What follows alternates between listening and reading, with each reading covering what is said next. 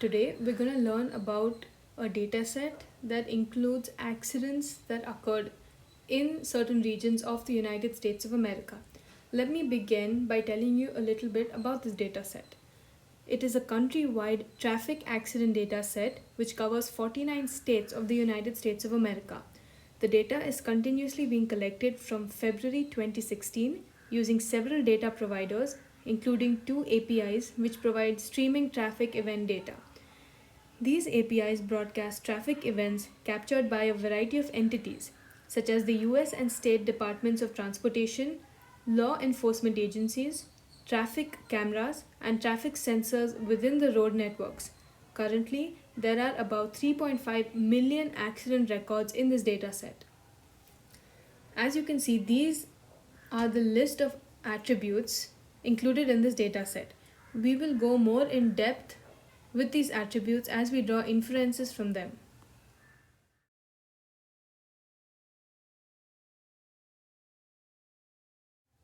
After importing the dataset from Google Drive using OAuth, which stands for Open Authorization, we move on to statistical analysis. The first graph you see here is a histogram of road length that was affected by the accident. The second graph is about relative road side that was affected by the accident. Now, the inference we can draw from this graph is most of the accidents tend to happen on the relative right side of the driver because in most of the states in the US, lanes to the left are reserved for passing vehicles and for turning left. Now, if there's a slow driver on the left lane, this forces the driver behind them to move to the right to overtake. And since this side of the driver is a blind spot to them, it causes accidents.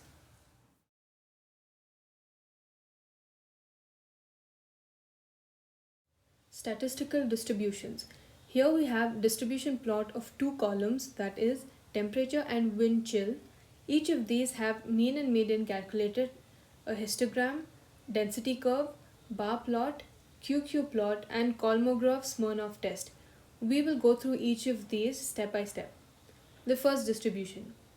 The distribution of the values for temperature in Fahrenheit appears to follow normal distribution, which is skewed to the left, that is, negative skew. Preliminary analysis of mean and median also agree with the fact that in a skewed normal distribution, mean is to the left of median. The distribution indicates that a lot of accidents happen in relatively cold weather when the temperature is around 16 degrees Celsius.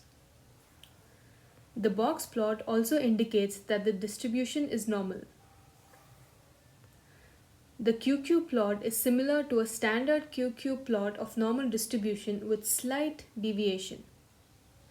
The Kolmogorov-Smirnov test shows that the p-value is less than the threshold of 5%. Hence, the null hypothesis can be rejected. Now moving on to the second distribution. The distribution for the values of wind chill in Fahrenheit appear to follow normal distribution, which is skewed very little to the left, that is again negative skew. Preliminary analysis of mean and median also agree with this fact that in a skewed normal distribution, mean is to the left of median. The histogram and density curve together show that the irregularity in the graph can be due to a lot of missing values in the wind chill column whose count is 1645368, which is 50% of 3.5 million entries. Hence can be regarded as a case of data collection error. The QQ plot is similar to a standard QQ plot of normal distribution with slight deviation. The Kolmogorov-Smirnov test shows that the value of P is less than the threshold of 5%, hence the null hypothesis can be rejected. The box plot also indicates that the distribution is normal.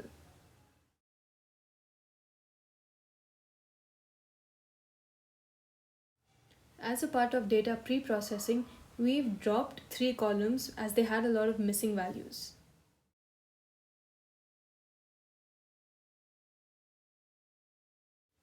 For data visualization, we have two geo maps of the US. The first one shows density of accident across various states and can be used to identify the accident hotspots. The second one is a display of severity of accidents across different states.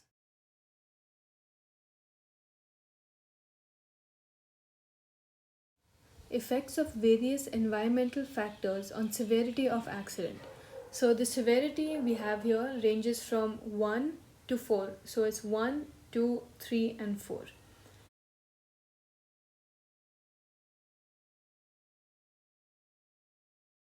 Now the first set of graphs is to show the distribution of accidents across different weather conditions. We have 4 histograms, each representing one level of severity. So the first graph shows severity 1, this one shows severity 2, then we have severity 3 and severity 4. As you can see in the plots, most of the accidents tend to happen in clear and fair weather, which means that most of these accidents may be due to negligence of the driver.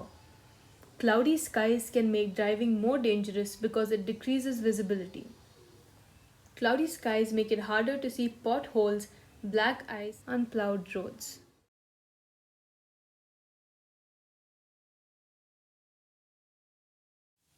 The second set of graphs display the counts of accident under rain, snow, and fog. Now for rain, we have light rain, rain, and heavy rain. These are the graphs.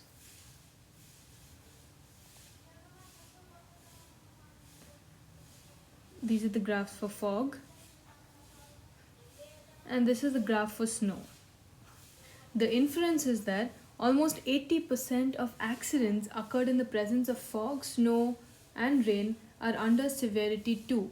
But the notable factor here is that even though the accident counts do not increase exponentially under the presence of rain, fog, and snow, there is notable increase in accident count under severity 3 and 4.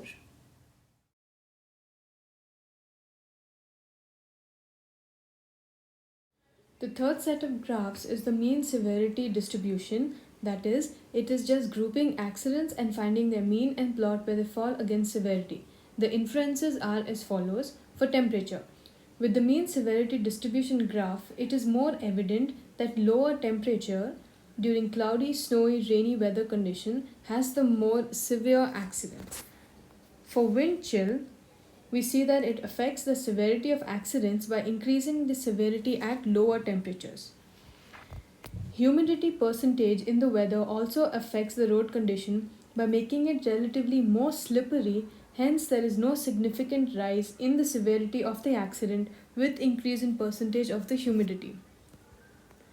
For visibility, there is clear evidence of rise in severity of accidents with decrease in visibility of the roads.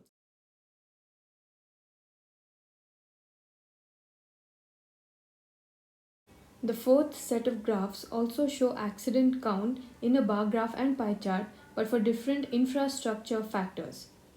From the visualization of infrastructural factors, we see that most of the accidents fall under severity level of 2, even during the presence of bump, junction, and crossing.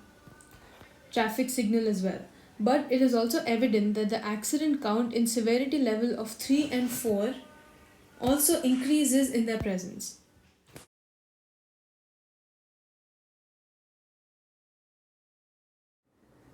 The last set of plots display accident counts across different months, years, and weekdays. From these visualizations, we can see the accident count peaks at rush hours of weekdays and comparatively less during weekends.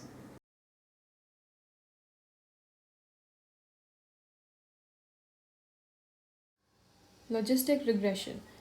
Here we use it to classify accidents into different severity classes, which is 1, 2, 3, and 4.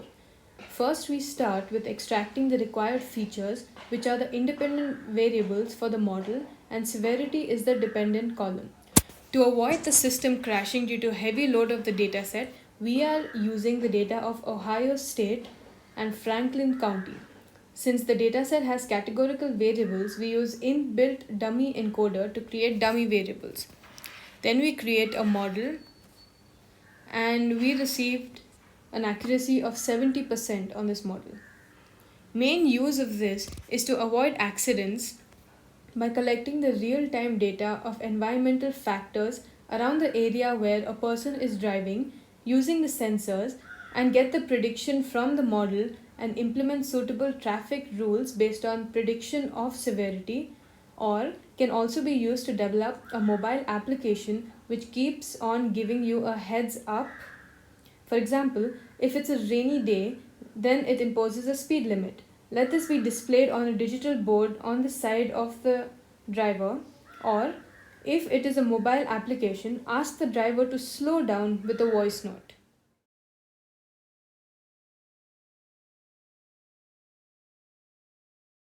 In our case, from the correlation graph of weather condition versus accident severity, we can see that for weather conditions like light freezing rain, light snow, rain, and snow, the accident severity is positively correlated. For light snow, the correlation value is greater than positive 0.02, denoting high chances of severity for accidents during this weather condition. For weather conditions like clear and fair, the correlation value is negative. So we can conclude that with these types of weather conditions, the chances of severity for accidents are very less.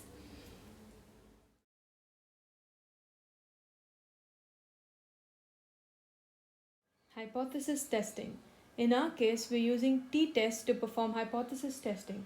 Some of the hypotheses we considered are: the average severity of car accidents in the US is above 2.5. The average distance that an accident affects the road would be 1 mile. And severities of 4 result in accidents that are 1.4 miles long. The hypotheses were rejected as the p value was either 0 or very near to 0.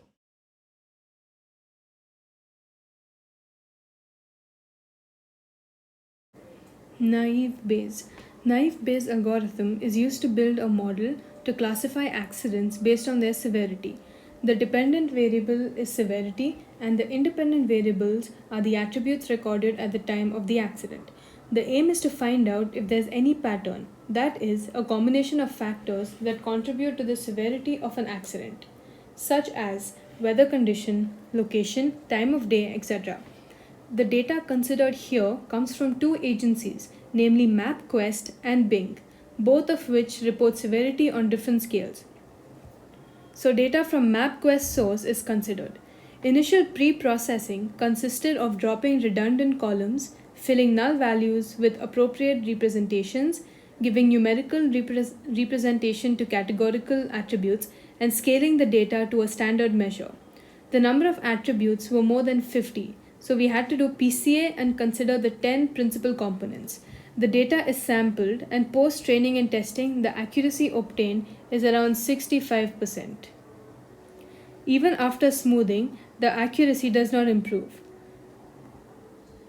The less accuracy is attributed to the fact that the distribution of data was very much skewed. That is, for most of the attributes, the count of false observation was in lakhs and that of true observations was in thousands, and there was some 150,000 plus null values.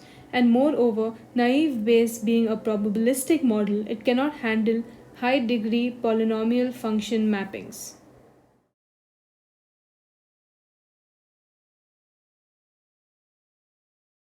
Linear regression. In simple linear regression, the basic idea is to predict the accuracy of a certain attribute present in a data set by dividing and splitting the data set into training and test. In our data set, we are predicting the severity of the accident based on the starting latitude of the crash, and the results we achieved on the training set shows that the predicted severity is not close to the actual severity. After implementing it on an unknown test set, still the actual severity isn't close to the predicted regression line. So we can say that this model isn't the best way to test the accuracy of attributes of this dataset.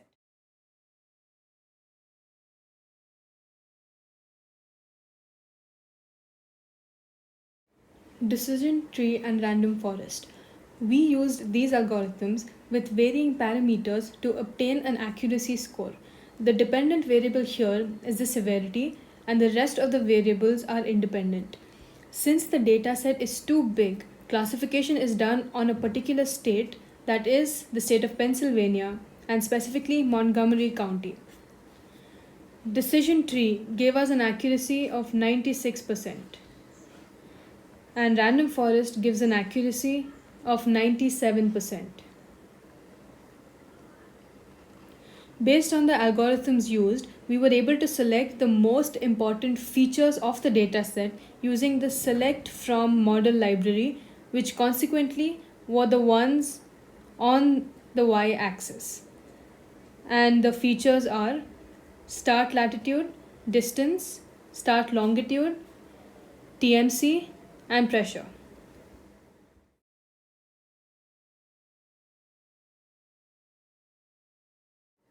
Classifying type 1 and type 2 errors.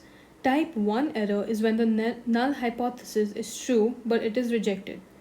That is a false positive. Type 2 error is when the null hypothesis is false but isn't rejected. This is a false negative. The type 1 and type 2 errors can be inferred by viewing the confusion matrix. Precision can be calculated using the number of true positives and false positives from the confusion matrix.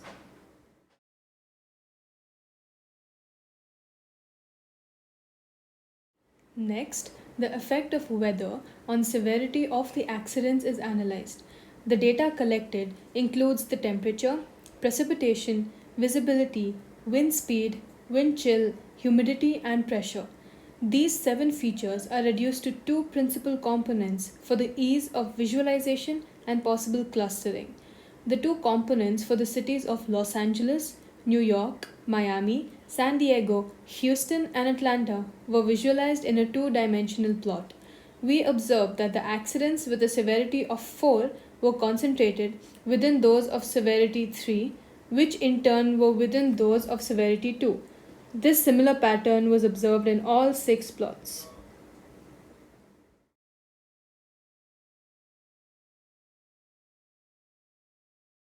K-means clustering.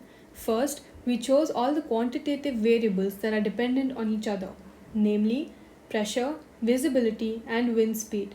And the K-means algorithm is applied on the dataset containing these columns. For this, we make sure that the missing data is replaced by average values. We will be dividing the data into 3 clusters, and cluster number is assigned to every entity. Turns out, the clustering methods cannot be applied for this dataset because of high variance in the distance between the plots belonging to the clusters, as is visible in this 3-dimensional plot.